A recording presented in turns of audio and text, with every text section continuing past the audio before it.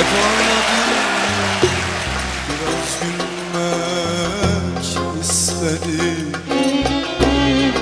Ne yaptıysam duyulmadı ki sesi. Her gün feryat ettim, ölmek istedim. Çağırsam da gelmedi ki ecel. Çağırsam da gelmedi ki ecel.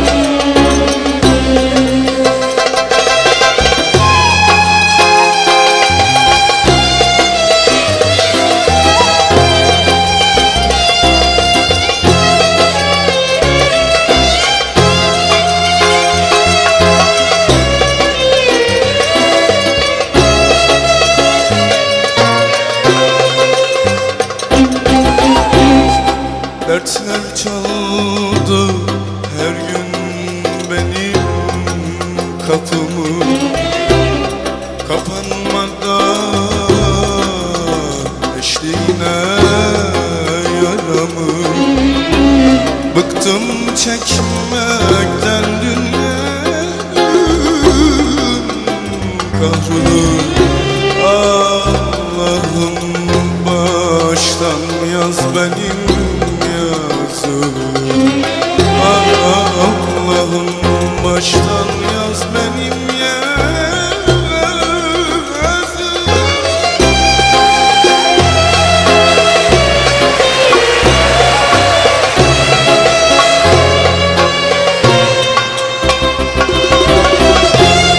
Her gün isyanım var benim kadere. Ne güldürdün ne durdun bir kere. Cehennem dertleri var cennetimde. Ben yaşarken ruhumun içinde. Cehennem dertleri var cennetimde. Ben yaşarken ruhumun içinde.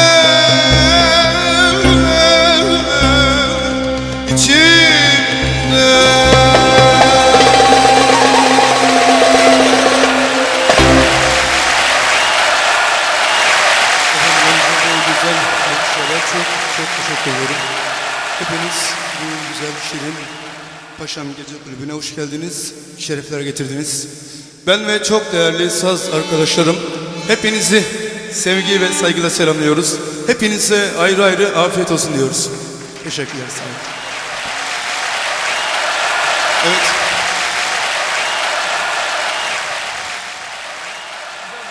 Sözü Sayın Berrin Büyükçınar, müziği Sait Büyükçınar'a ait bir parça okuduk. Her gün isyanım var benim kadere.